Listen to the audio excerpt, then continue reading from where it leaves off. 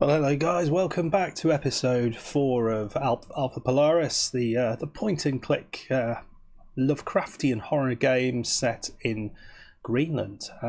As you can see beautifully out the back of our picture window, we're here in a research station somewhere in Greenland, miles and miles away from anybody. And strange things have started to occur. So Al in the background there on his computer, he found the bones that you see in front of Rune, who's the guy in the front there. That's who we're playing.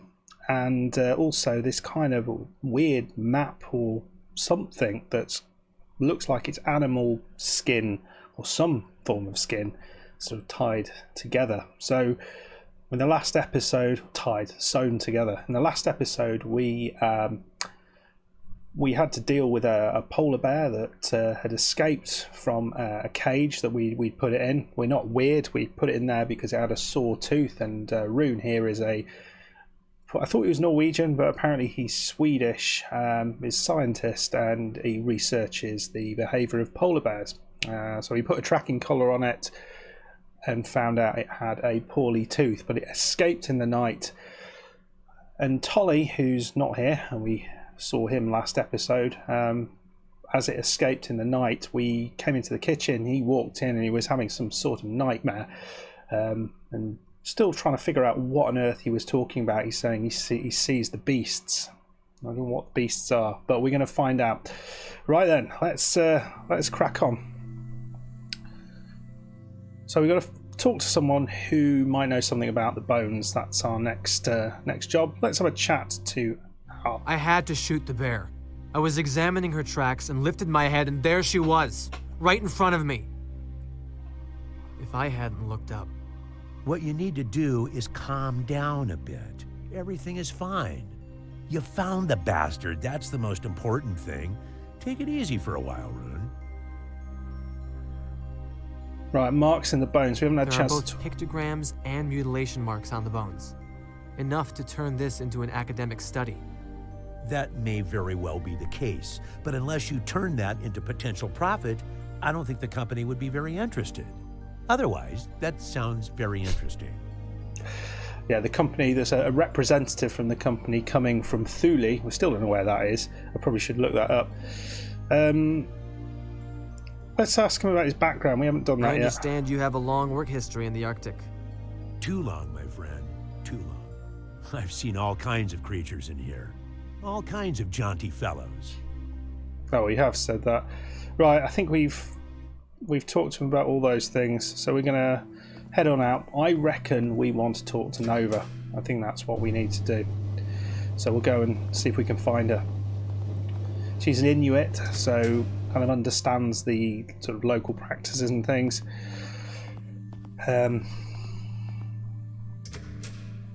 Or could it be that it's Tolly that we need to talk to because he's sort of seen the beasts? I don't know.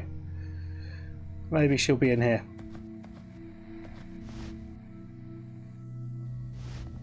Oh, there she is. Everything all right? Yes, just had a lousy night. You're not the only one. The radio woke me up. At least you got some sleep. I've been running those samples for, what, like 4 hours now? If there's something I can do to help, like pick off the hairier bug legs. Thanks, but those bugs are still microscopic. Is the bear okay? I had to shoot her. Oh no, what happened? I screwed up. I followed her and she attacked me. Are you alright? A little shaken, but I'll be fine. Right, we want to talk to her about the hide and the bones. Should we let's find out a little bit about her. Violated bones. Let's ask her about You this. seem very happy to hear Euler Jr. was coming. We just don't need anyone from management meddling in things right now. Especially those who are full of themselves. Oh, she doesn't like him. Should we ask her about her own dreams? I don't think have we talked to her? Did we talk to her in the... I don't think we did. You don't look like you slept too well. Rough night? No, it's more like personal stuff. Haven't had any strange dreams? Not really. Tully had night terrors last night. He seems pretty shaken. I know. First morning in months, he didn't tell any of his sexist jokes. Right, well, I think we'll actually ask about the hide and the bones and these sort of things. Al thought you might have some insight on those bones and the hide he found.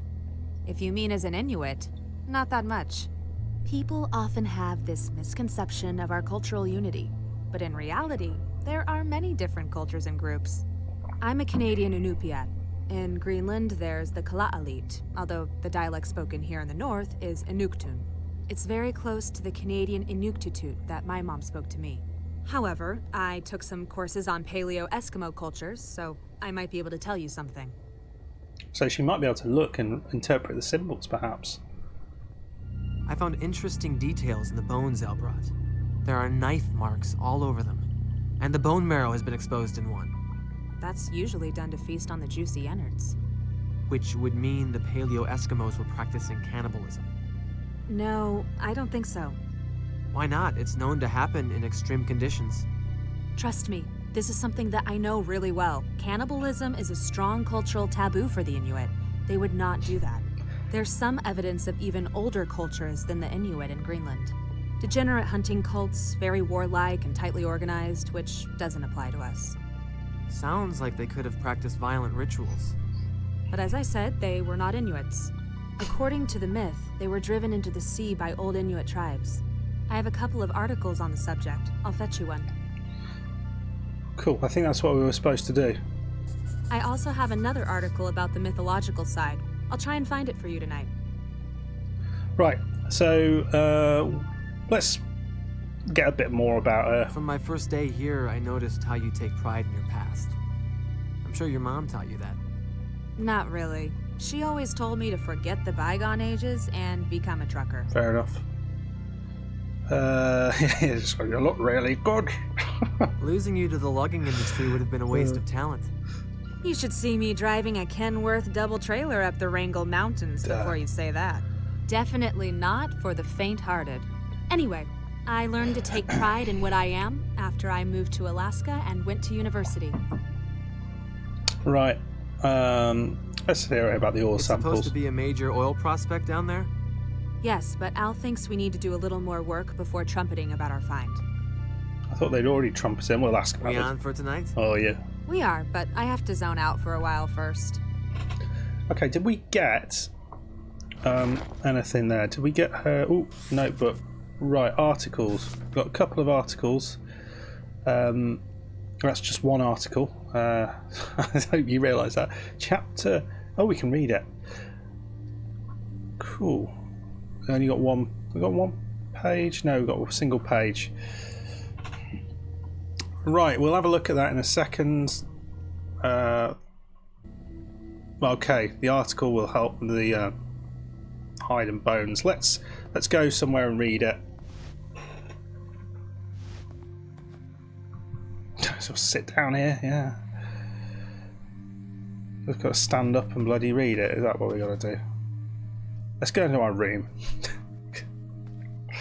We can be, be as loud as we like in there. Right then, so let's have a little look at this. I have no idea why I decided that was a good idea. Right, so as mentioned in the chapter concerning the Cree and Sioux, cannibalism is culturally unacceptable behaviour within the Esquimau, which is what Nova said. Some tribes consider it a manifestation of mental illness, some as a sign of possession by an evil spirit, some of both. I mean, I wonder if that last bit's got something to do with it. It meant transgressing mystic laws and required banishing or killing the perpetrator. Here we will look at Tunjik myth underlying the cannibalistic taboo.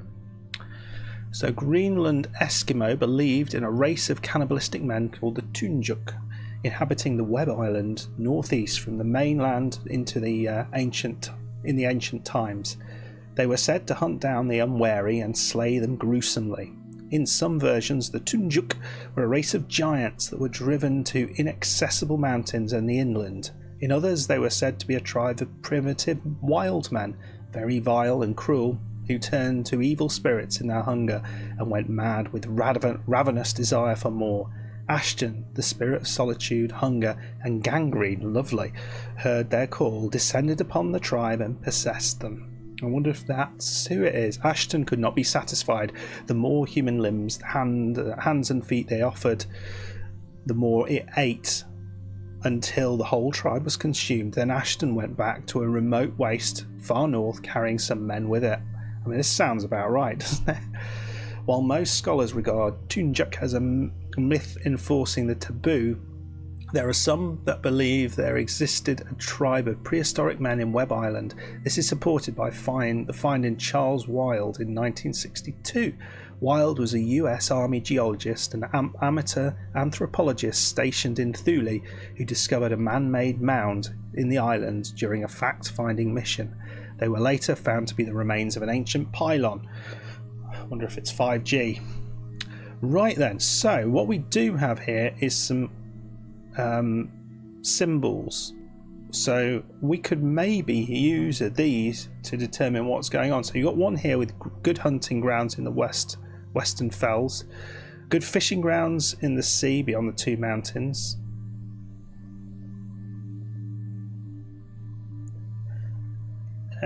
Inuits are a race of people with a strong spirit and mind. This is a picture of the symbol of an Inuit individual, so that's just an Inuit. To the sky, his spirit is extending to the sky to be one with the ancestors. I mean, I have a second set of hands. The Inuit conversing with spirit Aurora. The T letter are thought to be a symbol of the ancestors, and the unturned ones, the unborn child. The unturned, where is that? I don't know. That's an Inuit, isn't it? And maybe these are the T's, aren't they? Symbol of the ancestors. The unturned ones.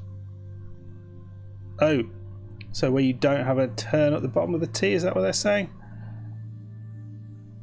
Maybe. And that is, I don't know, fish? Right, so let's go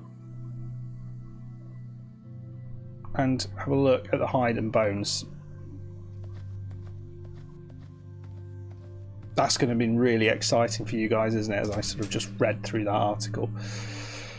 We'll try and use this to interpret what is going on.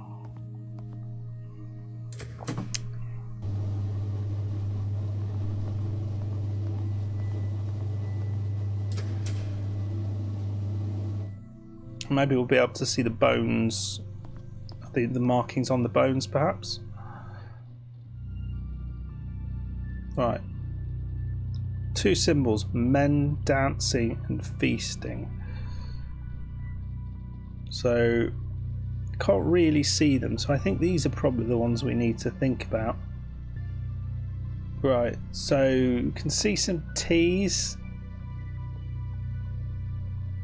I can't see the symbol for an Inuit anywhere on there.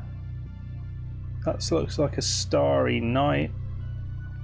We've got T's here around a mound. Does that mean anything? I'll probably cut a load of this stuff out. So we've got good fishing grounds in the sea beyond two mountains. So that's hunting, I guess. So is this telling us something? Are we supposed to see... We have to go somewhere?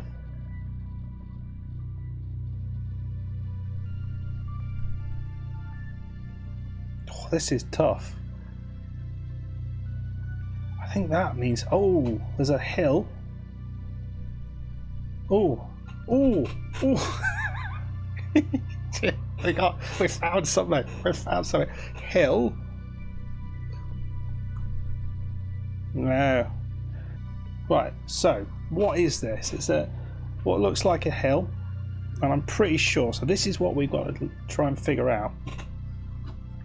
Just give me a second. I'm going to draw it, so I know what I'm looking at, because I can't remember it otherwise.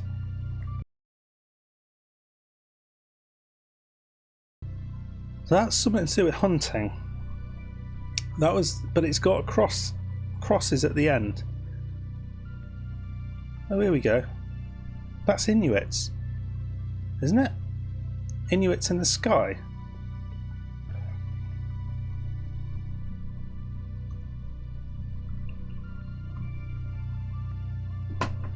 Not quite sure what we're suggesting here. So those are hunting.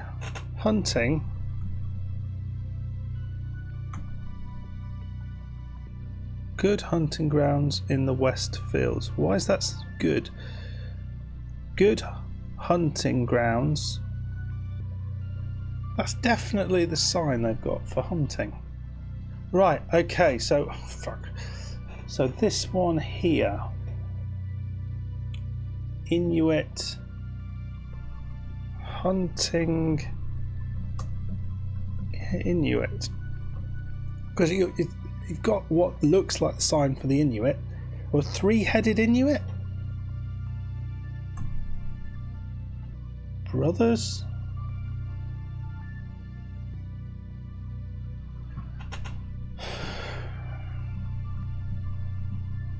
Right. Family.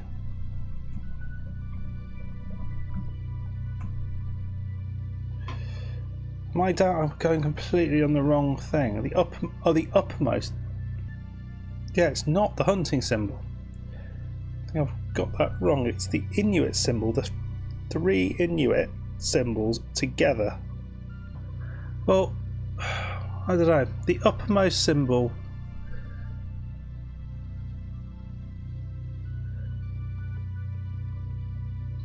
Inuits group. It's a group of people, as far as I can tell.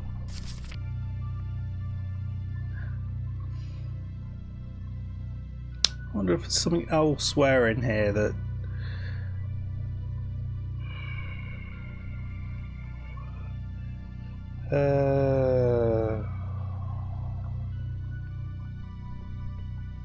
It's a tribe. I don't know if that's.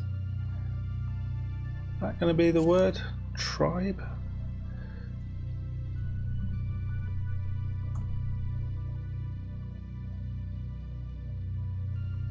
Ooh, right, so we've got one. Tribe. Cartouche symbol 1.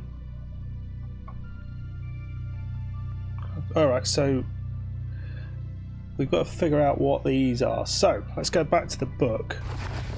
Because we did have something that looked remarkably like this line in the book, didn't we? Which was this one.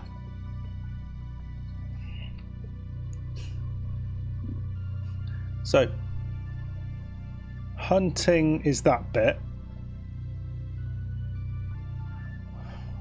So, good. So, it'll be hunting grounds. The fells would be this, wouldn't it be? Like a mountain? So, west. Is that west? So, is it a direction it's talking about? So, oops. No. Although it's the other way around, wasn't it? Let's try the other way. Oh, no, that would be a more sensible way. So east, tribe, and then what the heck is this symbol on the right? So we've got what look like fish, stars, night. No. So I think we have to go back to the book, because the book has told us an awful lot.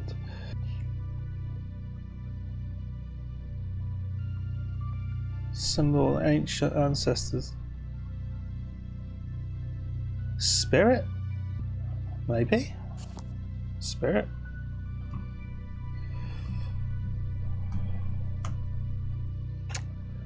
And the little crosses.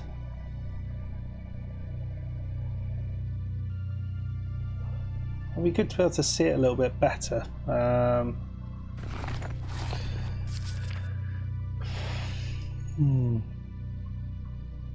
Good.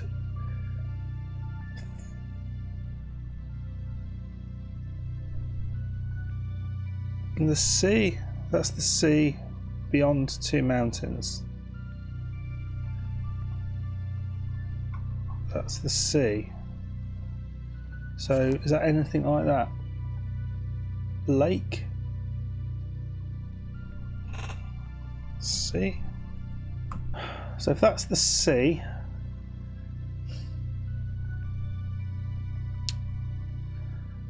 stars over the top of it. Yeah, sorry, it didn't define the sea. It didn't define the fish, did it? It did define the sea. So that, let's try that. Try an island in the sea. East Island Tribe. Wow.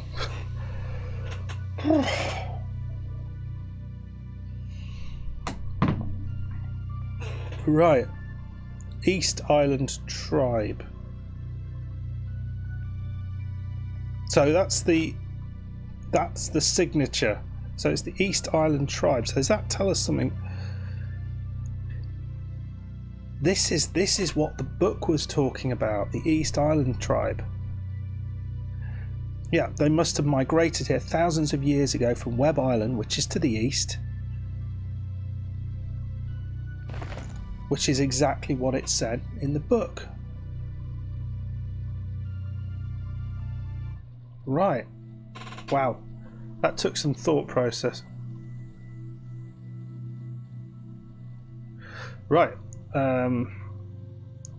We'll carry on for a bit because I have a feeling that I'm probably going to have to cut a load of that stuff out. So,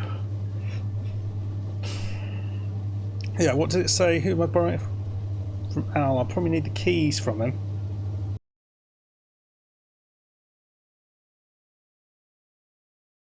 Sorry, was it Al?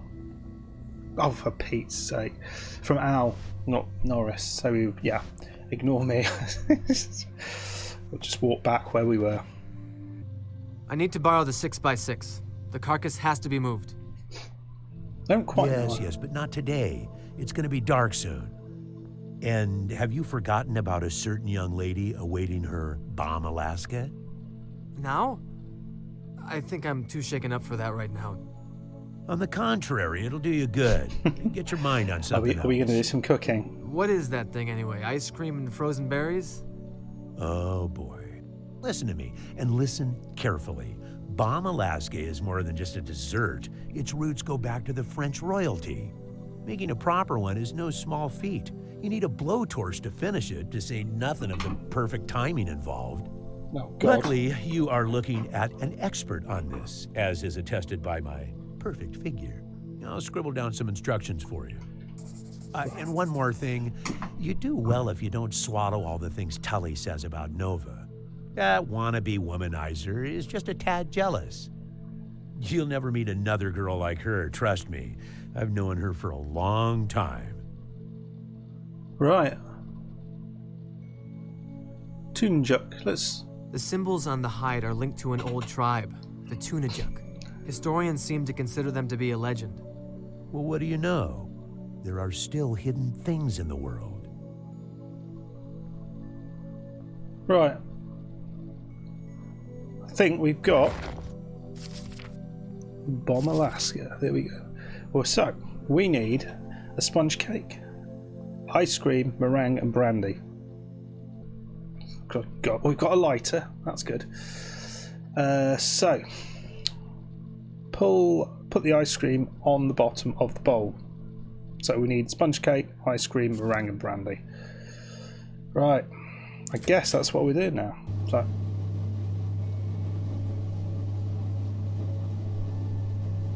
Right. So it's down here. Meringue powder.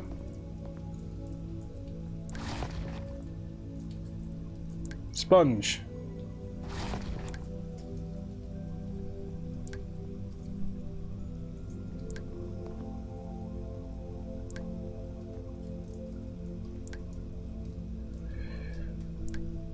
maple syrup. Got the sponge, the meringue powder, the sponge, and the maple syrup. I don't think we need maple syrup. Sponge, ice cream, meringue, and brandy. So where's the brandy?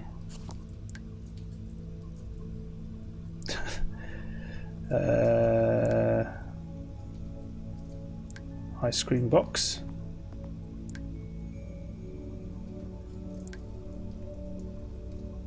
Oh, so we need to ask someone about the ice cream.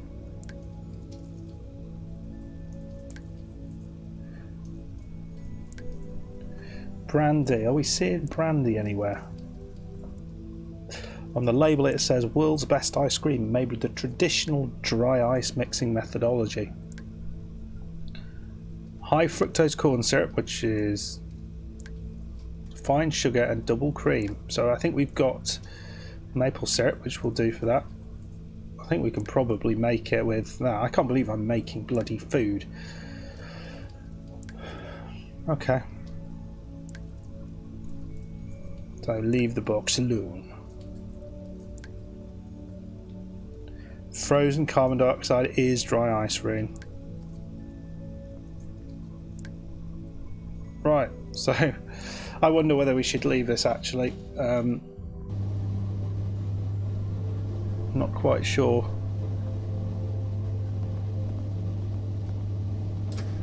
Quite how much we need. Frozen, where are we going to get dry ice from? Can't we just use the freezer? Or use the outside? It's fairly cold. Right, we'll go in here.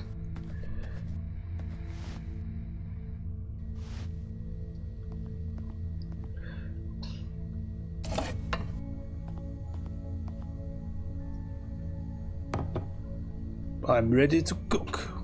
So, it's good. Well done.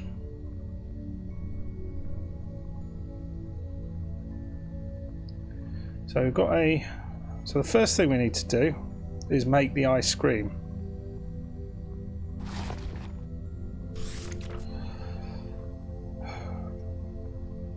Right, this is going to be more complicated than I thought. So I've actually got to make the ice cream from scratch. So we're going to leave it there because, you know, I don't have the bloody brandy either, unless there's some brandy up. Bet someone's got some in their room. Water.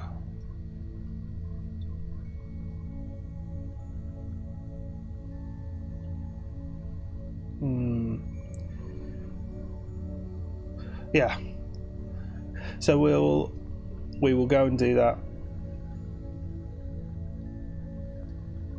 Let's have a look what's in the fridge. Household cream, sandwich.